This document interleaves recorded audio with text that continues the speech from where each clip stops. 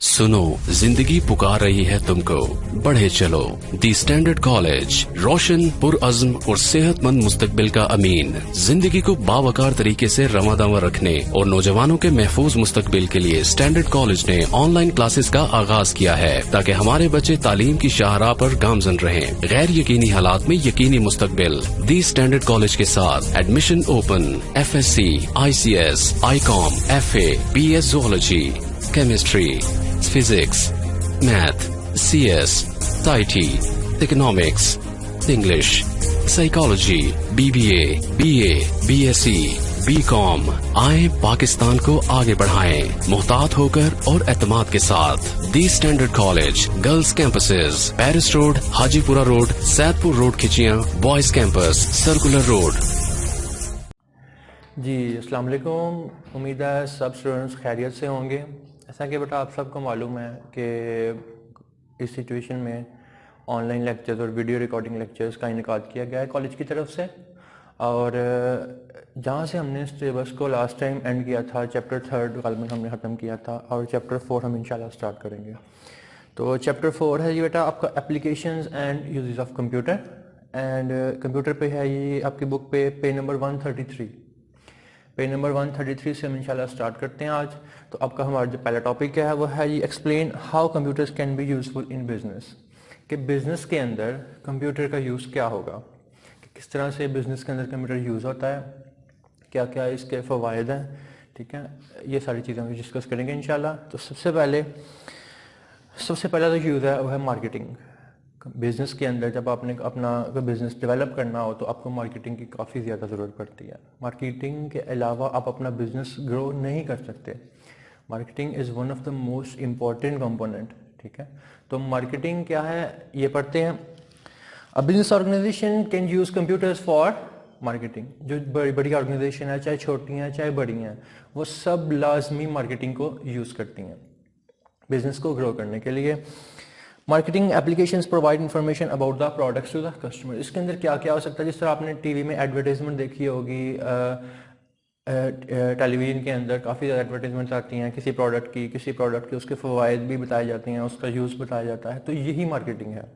अब मार्केटिंग में मज़ीद आगे कुछ टाइप्स हैं जो थोड़ा सा मैं आपको गाइड करूँगा, लेकिन मैं ज़्यादा इसकी डेप्थ में नहीं जा रहा क्योंकि आपका मेन टॉपिक जो मार्केटिंग है। तो मार्केटिंग में आपके जिस तरह हम ब्रोशर्स वगैरह बनाते हैं अपनी कंपनी के रिलेटेड या आपको प्रोडक्ट से रिलेटेड मिलते हैं, वो भी एक मार्केटिंग है। तो जो डिजिटल मार्केटिंग है इसमें आपके हमारे फ्लैक्सेस वगैरह बनते हैं, जो पेनाफ्लेक्स बनती है, ये सारे क्या हैं, ये भी मार्केटिंग है। तो मार्केटिंग के बगैर कोई भी कंपनी अपना बिजनेस ग्रो नहीं कर सकती। Computer is also use to manage the distribution system, advertising and selling activities. Advertising इसी चीज़ को जो मैं एक्सप्लेन कर चुका हूँ, इसी को एडवर्टाइजिंग कहते हैं। ठीक है, एंड सेलिंग एक्टिविटीज़। और हमारी जितनी भी मार्केट हम चाहते हैं कि हमारा बिजनेस ग्रो करे, उसके लिए जितनी ज़्यादा मार्केटिंग करेंगे उतना ज़्यादा फ़ायदा होगा और आपकी सेलिंग बढ़ेगी। फर्स्ट करते हैं, अगर हमारे पास एक कंपनी है हमारे पास, तो अगर हम मोबाइल ही बनाते हैं, लेट्स सपोज हम एक मोबाइल बनाते हैं, हमने मोबाइल बना के रख दिया, उसकी कोई मार्केटिंग नहीं की, तो इससे क्या किसी को पता चलेगा कि हमने कोई मोबाइल लॉन्च किया है? नो।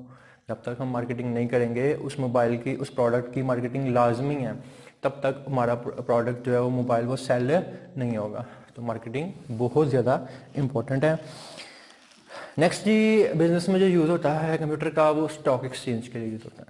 इसमें स्टॉक एक्सचेंज बेसिकली बिजनेसमैन के लिए बहुत ज़रूरी है। अक्सर बिजनेसमैन जो है ना वो अपनी इन्वेस्टमेंट स्टॉक एक्सचेंज में करते हैं, और हमारी जो पाकिस्तान की स्टॉक एक्सचेंज है वो कराची में मौजूद है। Stock exchange is the most important place of businessman के लिए बहुत ज़्यादा एक ज़रूरी जगह है स्टॉक एक्सचेंज जो है। इसमें डॉलर्स का उतार चढ़ाव, ये सारी चीज़ें जो है ना, सारी करेंसीज और नुकसान कितना हो गया या कभी फ़ायदा भी हो जाता है। कभी आपने खबरों में न्यूज़ में सुना होगा स्टॉक मार्केट में मंदी थी, मतलब कि वो आज कम गया है, नुकसान में गए हैं। लेकिन अगर स्टॉक मार्केट में तेज़ी आए तो रुझान ऊपर की तरफ मूव करता है, और इससे क्या होता है, इससे मज़ीद फ़ायदा होता है बिजनेसमैन ने इन्वेस्ट किया होता है अपना, तो उनको फिर फ़ायदा होता है। Many stock exchanges use computers to conduct bids the stock brokers perform all trading activities electronically. तो जितने भी लोग हिस्सा लेते हैं उसके अंदर अपनी इन्वेस्टमेंट करते हैं वो उनको इलेक्ट्रॉनिकली वहाँ पे कनेक्ट होते हैं, वैसे उनको वहाँ पे बाय खुद जाने की ज़रूरत नहीं पड़ती। ठीक है, they connect with computer where brokers match the buyers with the sellers. ये इनका आपस में कनेक्ट होना किसकी मदद से होता है? कंप्यूटर की मदद से होता है। It reduces cost as no paper और स्पेशल बिल्डिंग इज रिक्वायर्ड। इसका एक फ़ायदा क्या है कि हमें कोई स्पेशल बिल्डिंग नहीं खरीदनी पड़ती, हमें कोई पेपर वर्क नहीं चाहिए। ठीक है, सब इलेक्ट्रॉनिकली होता है। इलेक्ट्रॉनिकली वो चीज़ होती है जो कंप्यूटराइज होती है। क्लियर जी? इंशाल्लाह आगे चलते हैं। बैंक्स, अब सबके इल्म में होगा कि बैंक्स किस तरह से कंप्यूटर को यूज़ करते हैं। कंप्यूटर तो एवरी फील्ड ऑफ लाइफ, ठीक है, हर जगह पे कंप्यूटर यूज़ हो रहा है। तो बैंक्स में किस तरह से यूज़ हो रहा है? बैंक्स में आप लोग जब जाते हैं बैंक्स के अंदर, जो आपकी जितनी भी ट्रांजैक्शंस हैं, आपने किसी पैसे भेजे हैं या आपके अकाउंट में आए हैं या आपने चेक डिपॉजिट करवाया है या विदड्रॉ करवाया है, तो ये सारी ट्रांजैक्शंस जितनी भी हैं इनका रिकॉर्ड कंप्यूटर के अंदर सेव होता रहता है आपके अकाउंट नंबर के against. The use of computers in banks has provided many benefits. इसके काफ़ी ज़्यादा फ़वाइद हैं। ठीक है, it saves time and provides convenience for customers. इसने बहुत ज़्यादा टाइम लोगों का सेव किया है, और किसकी वजह से? ये कंप्यूटर की वजह से है। देखिएगा ना, लेकिन अब कंप्यूटर है, अब जब भी कोई एक ट्रांजैक्शन करते हैं वो लिख के फ़ौरन सेव कर लेते हैं, लेकिन अगर यही कंप्यूटर्स ना होते तो हर transaction by date, by time, month, हर चीज़ हाथ से लिखनी पड़ती। अकाउंट नंबर, उसके अगेंस्ट हर चीज़ जो भी सारा कुछ जितनी डिटेल्स है वो सारी हमें हाथ से लिखनी पड़नी थी। Many banks provides the facility of ATM. अब तो हर बैंक ने ऑलमोस्ट ATM की फैसिलिटी दी है। ATM stand for automated teller machine. ATM is use to withdraw cash from machine. ATM किस लिए यूज होता है? ताकि हम जब भी हमें पैसे वगैरह की ज़रूरत पड़ सके तो हम आराम से ATM में जाके अपनी मनी विड्रॉ कर सकते हैं।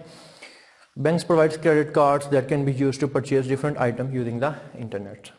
अब हमें ऑनलाइन शॉपिंग, हम जिसको कहते हैं ऑनलाइन शॉपिंग, तो क्रेडिट कार्ड्स को यूज़ करते हुए हम अपनी ऑनलाइन शॉपिंग भी कर सकते हैं, अपनी पेमेंट ऑनलाइन कर सकते हैं through the our credit card से भी हो सकता है या आपके डायरेक्ट बैंक अकाउंट से भी हो सकता है। दोनों चीज़ें इसमें, दोनों फैसिलिटीज़ मौजूद हैं। आप चाहते हो कि अब अपना अकाउंट नंबर एंटर करते हो, कोड वगैरह पूछते हैं, आपका जो होता है एंटर करते तो ऑटोमेटिकली आपके अकाउंट से वो पैसे कट हो जाते हैं। Banks use computers to maintain customer accounts, और बैंक्स कस्टमर के अकाउंट्स को मैंने पहले बता चुका हूँ कि मैनेज करने के लिए कंप्यूटर को यूज़ करता है। The transaction are handled easily and quickly with computer system. ये जितनी भी ट्रांजैक्शन है कंप्यूटर की मदद से आसानी से हैंडल हो सकती हैं। Fourth, departmental store. कि अब हम ये सारे यूजेस किस में पा रहे हैं आप लोग? बिजनेस में। हमने जितने भी अभी तक काम तीनों हेडिंग्स पढ़ी वो सारी बिजनेस से रिलेटेड थी। Fourth one is departmental store. अब डिपार्टमेंटल स्टोर्स आपके जितने भी आप देखेंगे जाके तो वहाँ पे आप देखेंगे कि कंप्यूटर यूज़ हो रहा है लाजमी। एक बारकोड रीडर होता है, उसके साथ कंप्यूटर अटैच होता है। कंप्यूटर के अंदर जितनी भी सेल हुई, जितनी भी सेल हुई दिन के अंदर, वो सबका रिकॉर्ड उसके अंदर सेव होता है। Departmental store, the use of computer in departmental stores has made the business activities fast and accurate. इसमें जितनी भी सेल होती है दिन के अंदर किसी भी स्टोर की, तो वो सबका रिकॉर्ड, 1 रुपये की भी चीज़ होगी तो उसका भी रिकॉर्ड उसके अंदर सेव होगा कि जी इस टाइम पे ये चीज़ सेल हुई थी। अब अक्सर देखते हो कि कुछ जो हमारे, अगर हम क्लॉथ्स वगैरह, टी शर्ट वगैरह लेने चले जाएं तो अक्सर आपका नाम भी पूछते हैं, तो वो बाकायदा नाम भी आपका सेव होता है कि ये बंदा हमसे ये चीज़ इस टाइम पे लेके गया था और इतने प्राइस में लेके गया था। The cashier can enter sales data in computer by using barcode reader. तो जो कैशियर होता है, जिसने कैश लेना होता है, वो बारकोड रीडर को यूज़ करता है, बारकोड रीडर को यूज़ करता है सेल करने। कोई भी चीज़ है ना कंपनी की तरफ से, उसके ऊपर बारकोड होगा। आपकी ये बुक है, आप देख सकते हैं यहाँ पे, ये आपको नज़र आ रहा होगा, ये बारकोड है। ठीक है, हर कंपनी की हर चीज़ के ऊपर कोई ना कोई बारकोड लाजमी होगा। ठीक है, बारकोड रीडर जो है ऐसी डिवाइस है जो इस बारकोड को रीड करने के लिए यूज़ होती है। अब इस बारकोड के अंदर है क्या? इस बारकोड के अंदर कंपनी की पूरी इन्फॉर्मेशन है, इस प्रोडक्ट की इन्फॉर्मेशन है, इस प्रोडक्ट की प्राइस है। ठीक है, ये तो बुक है ना, अगर कोई और प्रोडक्ट होगी उसकी एक्सपायरी डेट भी उसके अंदर मौजूद होगी। हर चीज़ बारकोड के अंदर सेव होती है, और जो हम खुद देखने से रीड नहीं कर सकते, लेकिन बारकोड रीडर एक स्पेशल डिवाइस है जो स्पेशली इस बारकोड को रीड करने के लिए बनाई गई है। The barcode contains the price of the item. Barcode के अंदर, जैसे मैंने पहले बताया कि बारकोड के अंदर प्राइस आइटम की मौजूद होती है। The computer uses this input to calculate bill. The record of the sale in stored in computer.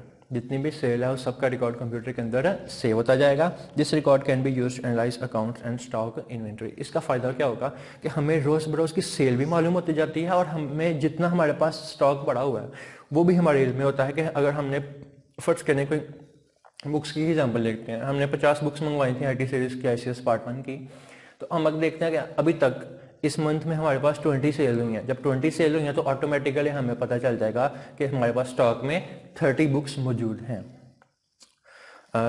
Business के अंदर last one is office automation. Office automation basically जितना भी हमारा ऑफिस वर्क है, ऑफिस वर्क इसको कंप्यूटर के जरिए से करना, इस चीज़ को ऑफिस ऑटोमेशन कहते हैं। Office automation is the process of automating office task. कि जितने भी हमारे ऑफिस के काम हैं उसको कंप्यूटर के जरिए से हम लोग परफॉर्म करवाएंगे। This is called office automation. Office automation is the process of automating office task using the computer. ठीक है, many types of task are perform. Office के अंदर काफ़ी सारे टास्क होते हैं वो परफॉर्म होते हैं। किसी कोई इनवॉइसेस वगैरह बनाना, ये सारी चीज़ें जितनी भी हैं वो सारी ऑफिस में हम करते हैं। डिसीजन मेकिंग करना ऑफिस के अंदर बैठ के करते हैं। ठीक है, data manipulation, document handling and communication. कोई डॉक्यूमेंटेशन करनी हो, कोई लेटर बनाना हो, कोई रिपोर्ट तैयार करनी हो, तो जिस तरह का ऑफिस के जितने भी काम हैं वो सारे अगर हम कंप्यूटर से करेंगे, this is called office automation. उसमें आपके अकाउंट्स में देखते हो, अपने कॉलेज के अकाउंट्स में, तो ये भी बैठ के तो ऑफिस में ही काम कर रहे हैं। ठीक है, लेकिन इनके आप पे पूरा एक सेटअप पड़ा हुआ है, कंप्यूटर पड़ा हुआ है, जिसमें ये सारा आपका स्टूडेंट से रिलेटेड फीस स्ट्रक्चर और हर चीज़, सारा डाटा मौजूद है। स्टूडेंट का नाम, क्लास, डिपार्टमेंट कौन सा है, वो सारी चीज़ें इसमें मौजूद हैं। तो इसी काम को ऑफिस ऑटोमेशन कहते हैं। अगर यही काम हम लोग मैनुअली करते हैं, मतलब रजिस्टर लेते जी, तमाम स्टूडेंट्स हाथ से लिखते हैं, सबके फ़ी हाथ से लिखते, हर चीज़ हाथ से लिखते, तो क्या होता, बहुत ज़्यादा कॉम्प्लिकेटेड भी होता है और बहुत ज़्यादा टाइम कंज्यूमिंग भी होता है। टाइम भी ज़्यादा लगता और बहुत पेचीदा काम होता, मुश्किल काम होता। Many computer technologies are use to perform these activities easily. बहुत ज़्यादा हमारी जो कंप्यूटर की टेक्नोलॉजी है, इसको यूज़ करते हुए हम इस काम को बेहद नहायत आसानी के साथ यूज़ कर सकते हैं। तो ये 5 हेडिंग से हमारे पास कंप्यूटर का यूज़ बिजनेस के अंदर। ठीक है, बिजनेस के अंदर जो कंप्यूटर यूज़ हो रहा है, ये 5 हेडिंग्स हैं। इसके बाद पेज नंबर 135 पे, पेज नंबर 135 के कि हम कंप्यूटर को मेडिकल फील्ड में किस तरह से यूज़ कर सकते हैं। मेडिकल के अंदर यानी हॉस्पिटल्स के अंदर, फार्मेसी के अंदर, सारी मेडिकल फील्ड्स के अंदर हम कंप्यूटर को किस तरह से यूज़ करेंगे। तो सबसे पहले तो हॉस्पिटल एडमिनिस्ट्रेशन आ जाएगी। हॉस्पिटल के हवाले से कि हम हॉस्पिटल की जो एडमिनिस्ट्रेशन है, जो हायर मैनेजमेंट है, जो हॉस्पिटल को कंट्रोल कर रही है, वो किस तरह से इसको यूज़ करते हैं, एडमिनिस्ट्रेशन किस तरह से यूज़ करेगी। Hospital is an important organisation. Hospital जाहिर सी बात है एक ज़रूरी इदारा है। We can use computer for the administration of a hospital. Hospital की पूरी एडमिनिस्ट्रेशन को कंट्रोल करने के लिए सारी चीज़ों को हम कंप्यूटर को यूज़ करते हैं। We can computerise the accounting. ठीक है, अकाउंट से हवाले से लोग जितने भी पेशेंट्स वगैरह आते हैं उनके हवाले से, पेरोल जो डॉक्टर्स वगैरह हैं या वहाँ पे जो वर्कर्स काम कर रहे हैं उनकी पे के हवाले से, and stock system of the hospital. और हॉस्पिटल के अंदर कितना स्टॉक जो है वो मौजूद है। फर्स्ट करें, आप सिरिंज ही की एग्जांपल ले सकते हैं, किसी मेडिसिन की एग्जांपल ले सकते हैं कि मेडिसिन के इतने हमारे पास स्टॉक था और कितना रह गया और कितना चला गया, सेल हो गया और कितना रह गया।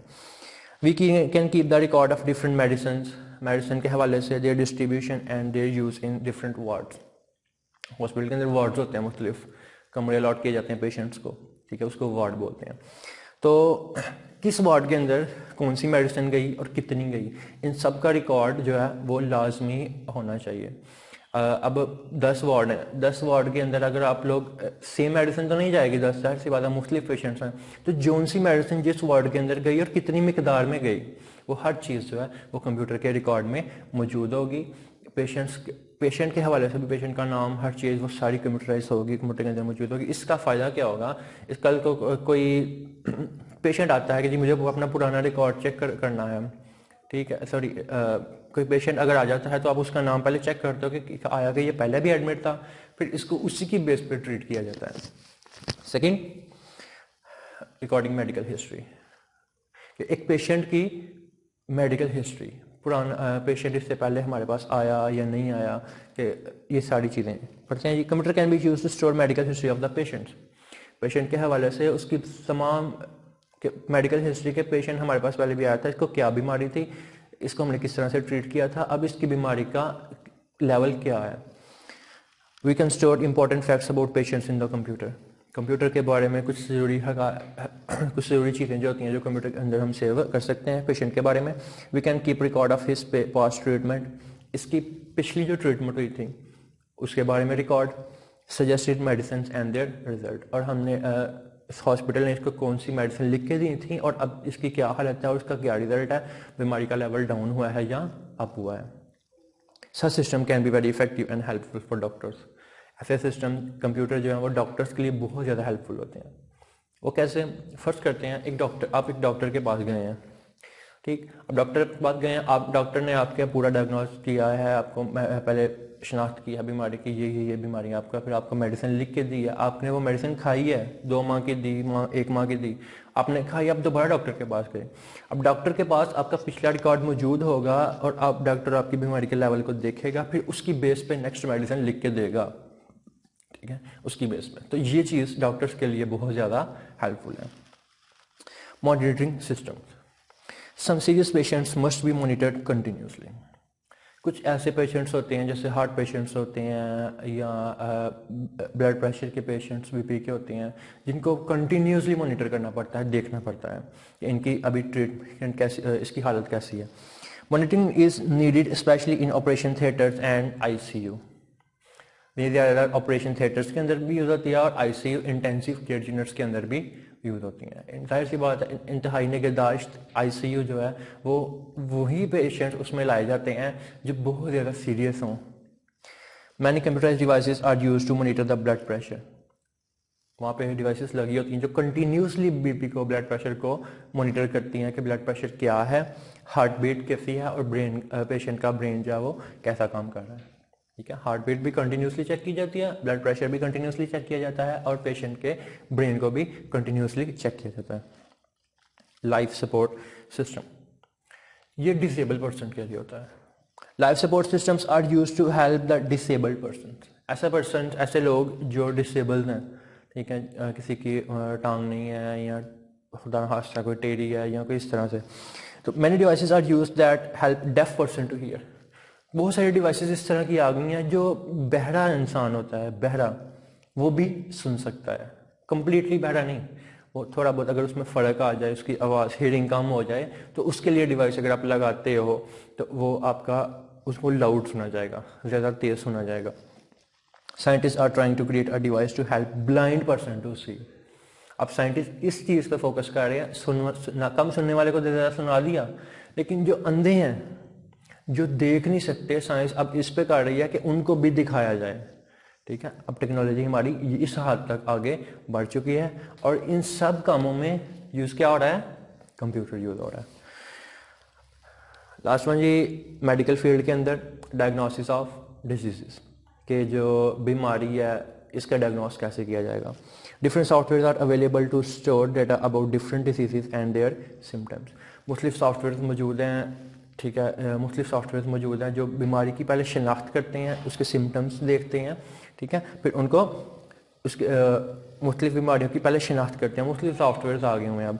Diagnosis of disease is possible by entering the symptom of patient, और ये कैसे होता है कि डायग्नोसिस किस तरह होती है, सॉफ्टवेयर के अंदर जो पेशेंट दिखने में, उसके दिखने में जो नज़र आ रहा है कि उसके सिम्टम्स बीमारी के क्या क्या हैं, जिस तरह आप कोविड की एग्जांपल ही ले रहे, कोरोना की, क्या जी शिनाख्त क्या है इसकी, बुखार होगा, खांसी होगी और ज़ुकाम होगा, इसी तरह ही। तो जब ये सिम्टम्स नज़र आते हैं तो फिर क्या करते हैं हम, जी चेक करवाने चले जाते हैं, कोरोना टेस्ट करवाने चले जाते हैं, खुदा ना अल्लाह ना करे किसी को हो, लेकिन यही सिम्टम्स हैं इसके। इसी तरह जिस बीमारी के जिस तरह के सिम्टम्स होंगे वो एंटर किए जाएंगे सॉफ्टवेयर के अंदर, वो फिर उसका पूरा इलाज के बारे में उसको गाइड करेगा डॉक्टर से। फिर डॉक्टर भी वहाँ से देखेगा कि इस बीमारी के ये सिम्टम्स हैं और सॉफ्टवेयर ने इस हवाले से कौन सी चीज़ सजेस्ट की है। Different computerised devices are used in laboratories for different test of blood. अब हम लेबॉर्टरीज वगैरह में जाते हैं ब्लड टेस्ट करवाने के लिए, तो वहाँ पे भी कंप्यूटर का यूज़ है। कंप्यूटर का यूज़ लाइफ में ऑलमोस्ट हर जगह पे है। अब जहाँ पे देखोगे वहाँ कंप्यूटर पड़ा होगा, कॉलेज में, बैंक्स में, डिपार्टमेंटल स्टोर्स में हमने पहले पढ़ा, मेडिकल फील्ड में, एजुकेशन में, घर में, हर जगह पे कंप्यूटर जो है वो यूज़ होता है। तो कंप्यूटर का यूज़ जो है ये कम नहीं होगा, ये मज़ीद बढ़ेगा, ये मज़ीद बढ़ने वाला है। इसलिए हम में से हर स्टूडेंट को, हर बंदे को, स्टूडेंट को नहीं, हर बंदे को कंप्यूटर का यूज़ आना चाहिए, क्योंकि आने वाले दौर में टेक्नोलॉजी इतनी तरक्की कर रही है, हर काम ही टेक्नोलॉजी से होने वाला है। तो ये थे हमारे आज के टॉपिक। हमने पढ़ा बिजनेस के अंदर कंप्यूटर का यूज़ क्या है और मेडिकल फील्ड के अंदर कंप्यूटर का यूज़ क्या है। 5 हेडिंग्स बिजनेस के हवाले से और 5 ही हेडिंग्स हमने पढ़ी मेडिकल फील्ड के हवाले से। Chapter number 4 page number 133 and 135, मैं फिर से रिपीट कर रहा हूँ। Chapter number 4 applications and uses of computer, page number 133 पे हमारा बिजनेस का यूज़ है और पेज नंबर 135 पे हमारा कंप्यूटर के अंदर मेडिकल फील्ड में यूज़ है। उम्मीद है कि आपको समझ में आ गई होगी। नेक्स्ट लेक्चर में इंशाल्लाह दोबारा से मिलते हैं। अल्लाह ताला आप सबको अपने हिफ्ज़ ईमान में रखें, अपनी दुआ में याद रखिएगा। अल्लाह हाफ़िज़, अस्सलाम वालेकुम।